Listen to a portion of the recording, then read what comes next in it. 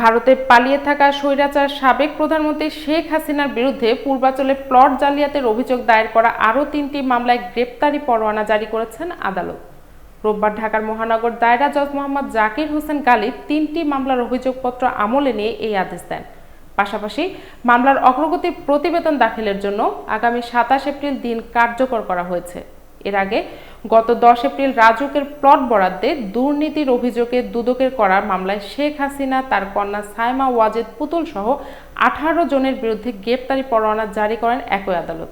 সেই মামলাগুলোতে শেখ হাসিনার পাশাপাশি তার বোন শেখ রেহানা, রেহানার ছেলে রাদওয়ান মুজিব সিদ্দিক ববি, মেয়ে টিউলিপ রেজওয়ানা সিদ্দিক ও আজমিনা সিদ্দিক সহ একাধিক ঘনিষ্ঠ আত্মীয়ের নাম রয়েছে। এদিকে রাষ্ট্রীয় সম্পদ আত্মসাতের এসব মামলাকে কেন্দ্র করে রাজনৈতিক অঙ্গনে শুরু হয়েছে তীব্র আলোচনা ও সমালোচনা।